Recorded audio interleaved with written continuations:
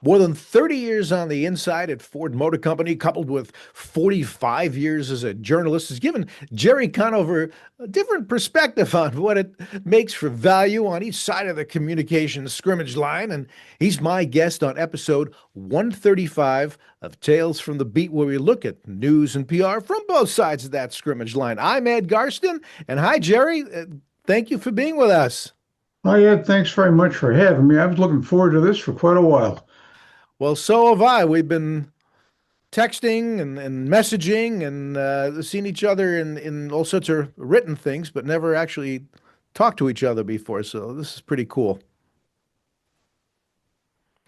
So why don't we just get right into it? You, of course, have a widely varied experience, and I thought it might be helpful to give listeners just a broad view of everything you've done, everything from media to being inside the auto company to even the military. Well, way back when, and I won't say how far way back when was, though, will come out. I started out as an engineer, actually. I got two Oh, degrees from U of M in yeah, mechanical engineering, and the auto industry is a logical place to start. So sure. after my active duty military service in the 60s during a conflict in Vietnam, that Mhm. gives you an idea of how far back that was, Yeah, I joined Ford. I never thought I would really be with Ford. I always thought I'd end up with Chrysler because they were the great engineering firm of the time, right? right. Yeah, But I ended up with Ford and started, of all places, car product planning, which has very little to do with actual engineering. yeah.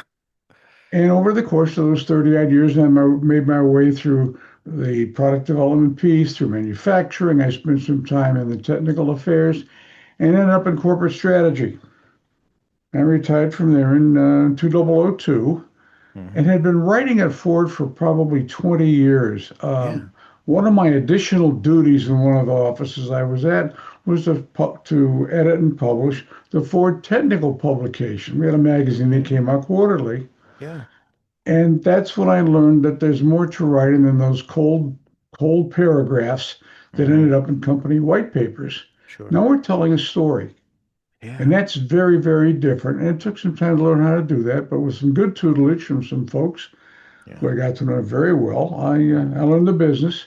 Yeah. Spent a lot of time later on, probably the last 15 years or so, with Ford Public Affairs Okay. because I was the company spokesman for intelligent transportation systems. All the ADAS and all that stuff that we know now back then did not exist. Hmm. So I kind of learned the business from their side, how to tell the story in a way that was flattering to Ford. Yeah. Okay, 2002 comes, I got to find something else to do. Yeah. And I thought I'll take the skills that I've developed at Hmm. Ford, evaluating outside companies and evaluating suppliers and so on, and put Yeah. that to use on paper. So I started a newsletter, and over time, talking Yeah. to a lot of people, did in fact find some customers who were actually interested in what I had to say. Yeah. So I'm now in my 20, or in the 25th year of the newsletter. Is that right? And tell the folks the name of it 200 and editions, 15 million words, 5 million words. I've been a busy kid. yeah, I guess so. I guess so. So it's called what? Car Smart Info. Is that the right Car, title? Car Smart News. Car Smart News. Okay. News, yeah. Our company name is carsmart.info. That's just to Okay. keep the state of Michigan happy. Yeah. They can tax us then more easily. Uh, yeah. Well, I've been reading through it. I mean, it is chock full of information and some cutting edge stuff.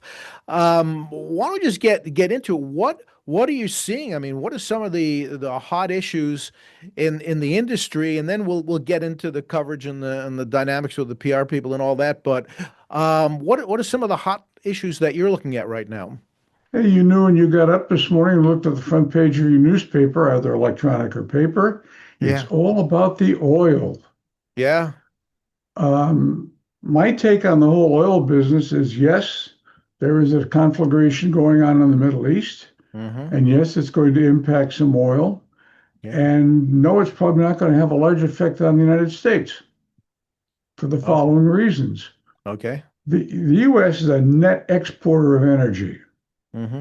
Now, a lot of that's refined products. We ship a lot of gasoline, a lot of kerosene, a lot of diesel to other countries because Yeah. we've got more than we can use. Sure. On the other hand, America does import about a third of its crude oil. Mm, Most of that is what we call heavy oil or sour oil. okay. And it's the stuff that our ancient refineries down in Texas and Louisiana can process. Mm, They aren't built to process the nice sweet crude that comes from the oil patch in Texas and North Dakota. yeah. Uh-uh. They've got to use the old stinky stuff from Canada and Mexico. Yeah. So, in fact, that's why we import. It's more logistics than it is actual need. Yeah. Although in the northeast of the U.S., a lot of homes run on heating oil. Mm, And it's cheaper to bring the heating oil down from Canada than it is right. to ship it from the Gulf. Sure. Sure. But But it's yeah, I mean, but essentially we're self-sufficient. And the yeah, total import from the Middle East, let me check my numbers here, right. 10.8% of our total petroleum comes to the Middle East, Yeah. But mostly from Saudi Arabia. yet, you're seeing what's happened to gasoline prices because of what's going on in the Middle East. They were actually going down, it seemed like, before this They was were. happening. So how long do you suppose this going to be a momentary thing during a transient crisis? Are we going to get to the point where you remember from, of course, back in the 70s, we had the oil embargo and the crisis, and then automakers were forced to make these little cars that people didn't necessarily want, but they needed cars that were easy on gas. Do you see a long-term effect of this, or do you see it just as sort of a transient condition? There's two answers to that. First of all, I think the situation is going to be longer than a week or two. Okay. The new Yeah. leader in Iran is a tougher guy than his father was. Yeah. I don't see President Trump being anything less than a tough guy. I used to lecture on his book, The Art of the Deal, so I have Uh-huh. some idea of how he thinks, and he's not going to let go. He's going to be a hungry dog. So, Yeah. and of course, the wild card in there is Israel. Hmm. How long does Israel want to hang in and do this? Because they're the folks that are really threatened on their doorstep. Our threat's remote. Their threat is right there. So Right. between the two, I suspect it's going to go on for a while because Mr. Netanyahu is not a light guy. He's another hungry dog type, and he's not going to let go. Yeah. Now, how much of the impact are we going to see in America? What we saw in the gasoline prices this past week, Yeah. what I refer to as the knee-jerk reaction. Hmm. When we see a price of oil published in the newspaper, $100 right now, a Right. barrel, Yeah. that's not really the price of oil. Hmm. That's the price of a futures contract on that oil 30 to 90 days away. Okay. That number is established by the speculators, Yeah. not by folks who are really buying oil. People who are buying oil have contracts on it already. Their Yeah, price sure. is fixed. Yeah. But a foible in the whole oil business is that most pricing, the price of a barrel of oil, is essentially set by the Middle East number. And when they say $120 a barrel, as they did Sunday night, Right. the entire world jerks its knee and goes to 120. Well, this morning it's at 100 and they're still jerking their knee. Mm, Your friendly gasoline station ain't paying that much for the oil that's going in their refinery. right. Now, gas prices where I am went up 45 cents a gallon during the week, Hmm. which works out to essentially the price movement from 72 to $100 Yeah. per gallon. Okay. So, yeah, everybody jerked, and there we are. That's the number. Is it a disaster? $5 a gallon would be a disaster. Sure. $4 a gallon would not be real pleasant, which Yeah. is essentially what we're closing in on. Right. So, But is without that getting going to too have an far. impact on vehicle sales? Yeah. People aren't buying vehicles, not as many as they used to because of basic prices. Yeah. 50 grand a copy is really hard to take for most people. Hmm. On the other hand, if you do the math on electric vehicles, Yeah. absent tax incentives, Right. even $5 a gallon doesn't make economic sense to go out and pay and invest in an EV if that EV is 45 or 50 grand. If the world were perfect and it were 30 grand, Ford gets their truck on the street, Right. then maybe you can make some sense out of it. So yeah, we're all going to feel some pain, and sadly, there's going to be a lot of misinformation. Sure. That's what really bothers me. People But are going to react to things that aren't right. Do you see the automakers short of EVs and people might then maybe not pure battery electrics, but at least the hybrids or extended range vehicles might come into higher consideration, wouldn't you think? I would absolutely think so. The concern I have there is I don't know that there's enough powertrain manufacturing capacity available to Hmm. meet demand. Personal view, I have a Ford Explorer. I Hmm. wanted a Ford Explorer hybrid, but unfortunately this year, the only people getting the hybrid are the Pope and the police forces. There's Yeah, not enough capacity for that engine. And right. that's too bad Yeah, because I believe that Americans would be going for hybrids. I'm sure they would. And I believe extended range has got real possibilities. yeah. Just need more manufacturing capacity. The poor automakers, I think of Mary Barra, I think of Jim Farley. Hmm. That's got to be keeping them up nights. They can't react fast enough Right. to meet demand. The Sure. capacity just isn't there. And where do you go? If you go heavily toward electric again, Yeah. and have to write off a bunch of investments again, do Hmm. I want to do that? I don't. Do I want to stay with ICE? Gee, I don't know. The Yeah. uncertainty is what's driving them crazy, I and would it's going to be guts ball. Yeah. Just Yeah. roll a dice. Hope you're Yeah. right. And consumer, as you mentioned, average transaction price at about 50 grand. People are already hurting on affordability just in general. Grocery prices up. All our basic commodities are going up, and people don't know what to do for transportation. Looking, I guess, at used car lots, which aren't the bargain they once were either, especially for late model vehicles. But let's talk about, if we could, Gerry, because this is really one of the themes, the main theme of what we do on the podcast. Then, so we've talked about this story. That's the hot story.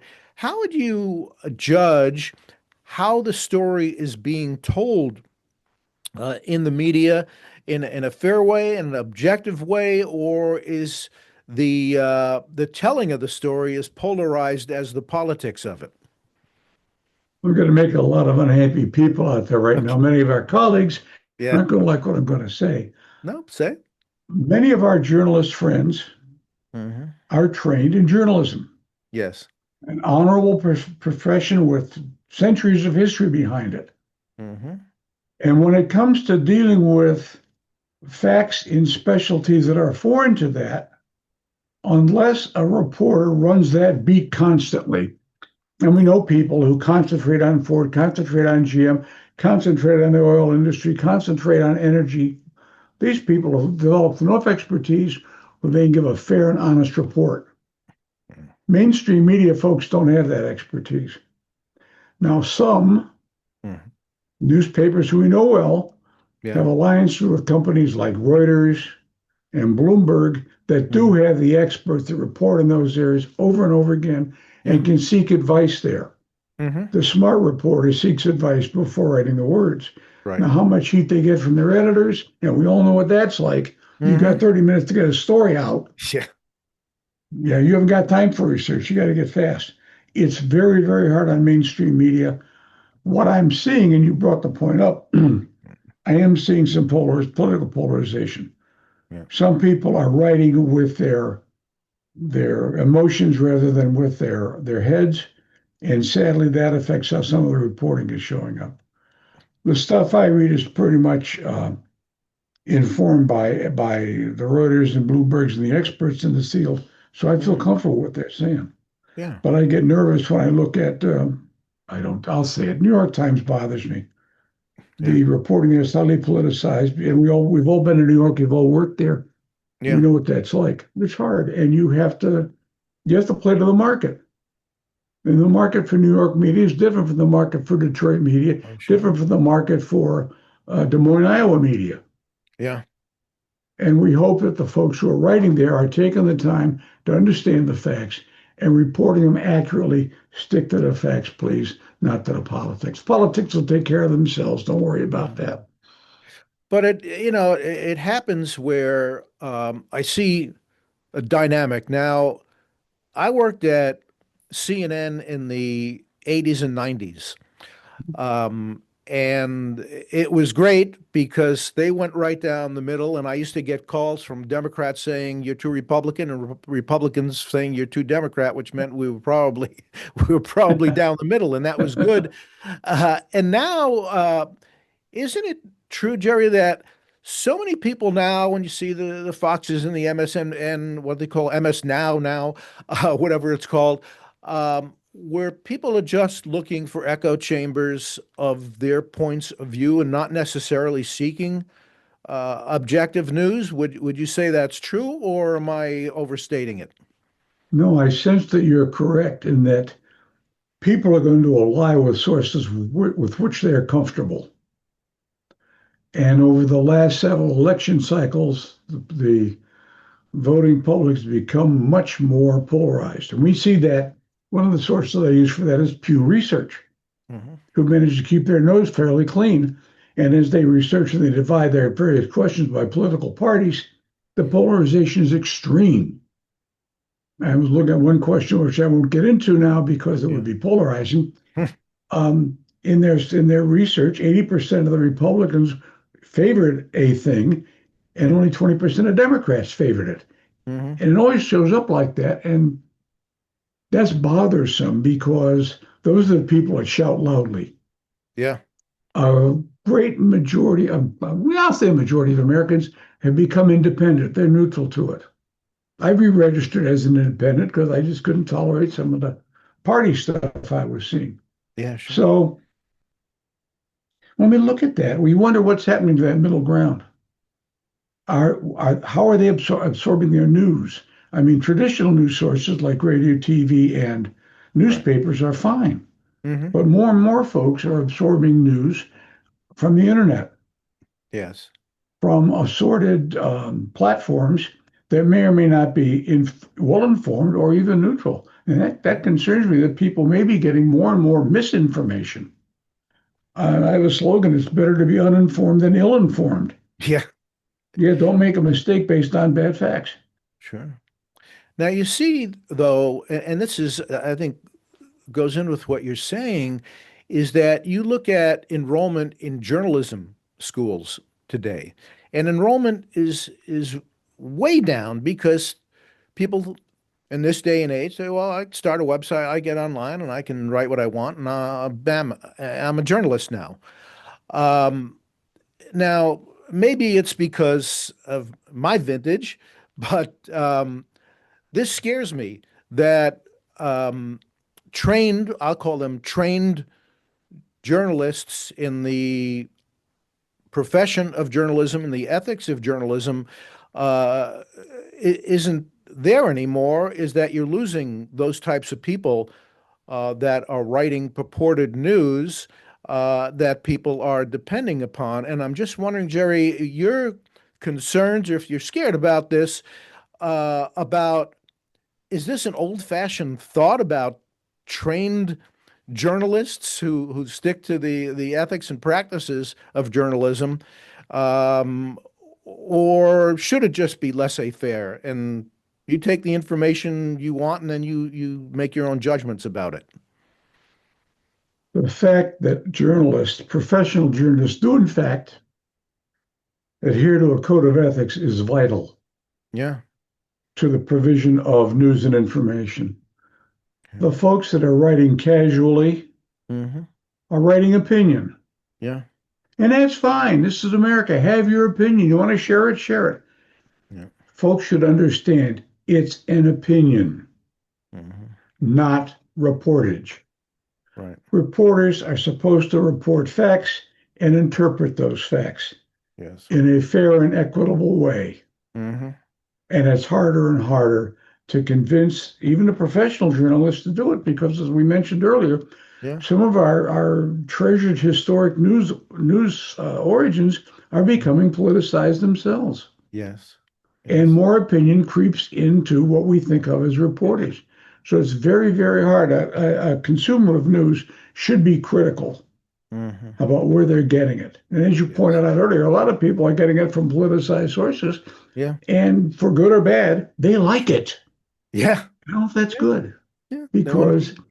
Yeah, again, we've got people who are not fully informed. They're ill-informed on the scene. I don't like so and so, so I'm not going to listen to him. Hmm. That's your privilege. Yeah. But does it make you an informed individual as a consumer of news and information? And then using that to drive your daily life. Yeah. Does it take you the right way or the wrong way? And Sure. now we're getting to that fuzzy area of Right. ethics and religion and all those other good things that make Absolutely. life really complicated. Yeah. So let's then skip over to the other side of the scrimmage line, to the PR side. What are you finding, Gerry, as far as the approach today of PR people? I think that, when we were coming up, PR people came around, they gave you a cold call, I sell you a story. They seemed like salespeople. Hey, you got to do this. This is the best story. That things have changed now with not only the complexion of what type of media is out there, but the use of AI and other means of creating and finding content. I'm just wondering what you're seeing in terms of PR now, especially from the days when you were involved with it. And actually, I don't see it a lot different. The PR folks, public affairs people, have to tell the story from their company side or their Mm. entity side. It could be a labor union or something. They got Yeah. to tell the story from their side in as favorable a light as they can. Hmm. It's hard because you don't want to lie. You Right. don't want to tell untruths. Now you may want to flavor the truth a little bit, Yeah. but you don't want to lie. I still find public affairs people in firms big and small Hmm. are out selling their story. Yeah. Cold calls, I got three this morning already. Oh, yeah. Small companies, though, Hmm. small firms, even startups, are hiring professional communicators. Yes. Small agencies. Well, these folks understand what their job is. They are to create a story and try to convince you and I to tell that story through our medium. Mm. And by and large, I think they're doing a pretty good job. There are some that are a little less professional than others. They'll oversell a story, Yeah. and you got to take that as you take everything in perspective. What are they trying to sell? Are they overselling and that's something they should be overselling, or they're overselling as they talk too much? Right. In any event, we've got to be sure as we sort through that we're getting the right message. I mean, I sat there with a CEO of a company whose name will remain named, who I will not mention, Mm. and it was getting down to the question of one of his competitors said something, and he wondered how he should respond. And unfortunately, he did not have factual response in his firm. Mm. Guts ball, you're playing poker here, sir. Yeah. How do you want to bet your chips? What are you going to say? Yeah. If you say, I'm doing it too, Hmm. you better start doing it this afternoon because you're Yeah. not telling the story. But don't go off and lie to these people. And he thought about it and said, okay, this is what and we in fact told a story. We're doing it. And as soon as he got done saying that, I was on the phone 10 minutes later with a conference call with his responsible guys and kicked them off. So he Mm. was, in fact, telling the truth. And Yeah. it moved his company in a way it should have moved. Oh, good. So it all worked out. Yeah, yeah. And now we're seeing, I know I'm definitely an example of it. Back in 2005, I made the jump from uh, the journalism side to corporate PR. I went over to, it was then Daimler Chrysler, actually to What did you ever? ghostwrite their first blog, which that was. That was interesting. Journalist, I was telling somebody else the other day, journalists going into an automaker and thinking that they have this big sophisticated PR machine and finding out that they had no idea about the news process or how it works. So I kept having people come to me go, "Oh, you're a reporter. Can you tell me how to write a headline for this press release, or would anyone care about this story?" I'm going, "Oh, well, I thought that was your job. You should know that." Well, I found some of the most effective public affairs people were folks who had been journalists in the past. Yeah. They brought a lot of value to that newsmaking process that others did not have. Yes. In fact, I'm thinking now about the heads of public affairs of the various companies. Hmm. And there are professional journalists who are now running a PR operation. And Yes, they're doing a good job. It's they do. working well. I think so. Oh, I think so too. And actually, once they gave me a whole department to run. They created this digital communications. I only hired journalists, and it worked out really well. And boy, it was great. You needed something banged out, as you mentioned earlier, banged out on 30 minutes notice. They could do it, and they actually cared about accuracy and fairness. So Well, um, I worked the other it's side of that too for a while in the Army. I was an Army reservist for a long time and yeah, served in the Pentagon. And of course, there is the story. yeah, There's the approved party line and nothing else. yes, And if you were going to have a communication outside, you had to take that down to the guy in charge of the story and make sure all your facts lined up properly. yeah, for sure. Getting clearance on a story in the Pentagon Mm, was probably the hardest thing I ever had to do. I Although can I did imagine. have one good experience. I had to get a clearance Yeah. from the Congressional Affairs Office in the DOD on a Friday afternoon. Mm, And I thought, I'm going to go up. There's nobody's going to be there. I want to be out having fun. yeah. And I got in there, and there was this one lonely Navy captain. And I explained my situation, showed him my story, looked at it, signed off on it. Yeah. And he introduced himself, and that's how I got to know John McCain. Oh, okay. I met him, after he became senator for Arizona. I spent Yeah. some time over in the Hill Hmm. on other issues and got to interface with him. He was a wonderful man, wonderful Yeah. man. Oh, absolutely. Absolutely.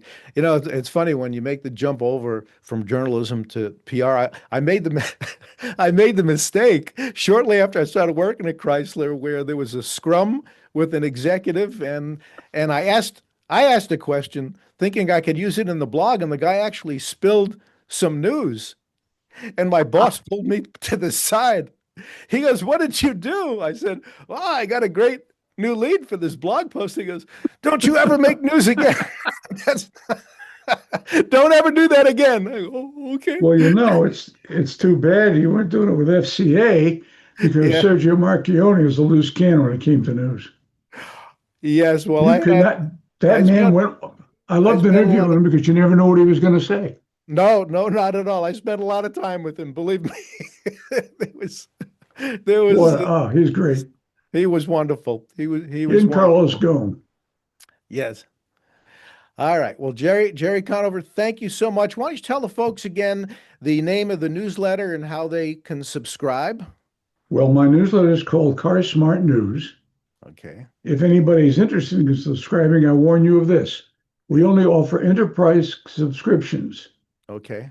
Companies subscribe, not I see. individuals. Oh, all And right. it actually gives greater circulation because for a very modest fee, Mm-hmm. I got one company in France, they got 60,000 readers. Everybody in their store reads it. Wow. Another company in Canada, same way. So it's possible. I would suggest if folks really want to find out, Yeah. they can communicate with me Okay.